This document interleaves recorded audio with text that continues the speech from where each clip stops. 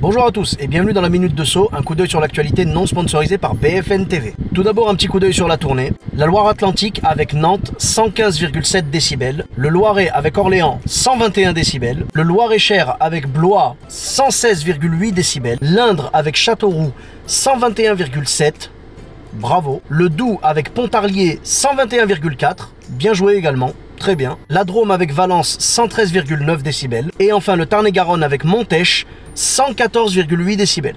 Les prochaines dates, ce sera donc Courville-sur-Eure dans le 28, le samedi 13 avril à 20h30 à la salle des fêtes rue Panard. Ensuite, ce sera la ville de Toulouse avec la MJC Ancelis qui se trouve rue des Causses.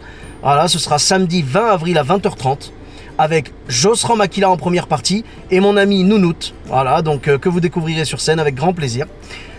Et enfin, on passera à Bordeaux la semaine d'après, vendredi 26 et samedi 27 avril à 20h30 à la Drôle de Scène qui se trouve 39 rue Paul Verlaine. Alors je sais qu'il y a 2 dates pour Bordeaux, mais rassurez-vous, pour le concours du meilleur public de France, la date qui comptera, ce sera le samedi. On commence les infos. Dans l'Hérault, des cambrioleurs ont voulu dévaliser un escape game et ils sont repartis avec un faux coffre-fort rempli de faux billets. Rassurez-vous, ils devraient quand même faire de la vraie prison. La NASA propose un job de rêve. Être payé 16 500 € pour rester couché pendant 2 mois. Laissez-moi juste le temps de finir ma tournée les gars et je suis à vous. En Argentine, une femme a essayé de tuer son mari seulement 20 jours après le mariage. Bah ouais, mais en même temps quand le délai de rétractation légale est passé, je pense qu'elle avait un peu trop pris au pied de la lettre l'expression « jusqu'à ce que la mort vous sépare ». En fait, son ex-compagnon et elle ont essayé de le frapper à la tête puis de le pendre pour faire croire à un suicide, mais il a survécu. Et on a appris donc qu'elle cherchait certainement à s'emparer des biens de son soi-disant défunt mari, voilà, qui était propriétaire d'ateliers de réparation et de vente de pneumatiques. Non, les femmes ne sont pas vénales, mais celle-là oui. En Seine-Maritime, des individus ont volé des machines à café qui fuyaient et la police les a retrouvées en suivant les gouttes. Moi je me demande si pendant que les policiers suivaient les gouttes, ils entendaient la musique de Mario, tu sais. Ouais, je sais, je chante mal.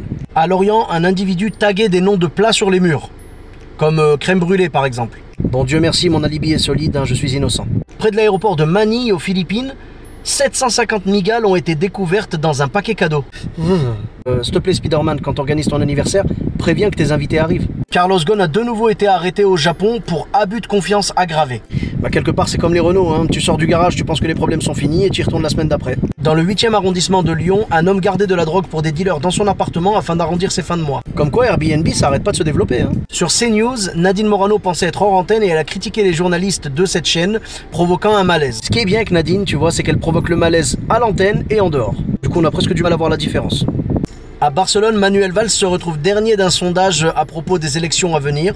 Il pensait qu'être français lui donnerait un avantage. Ben oui mais Manu, je pense qu'à Barcelone les gens ont internet. Dans l'Oise, un car de ramassage scolaire a pris feu et heureusement, les 11 adolescents et le chauffeur ont réussi à sortir à temps.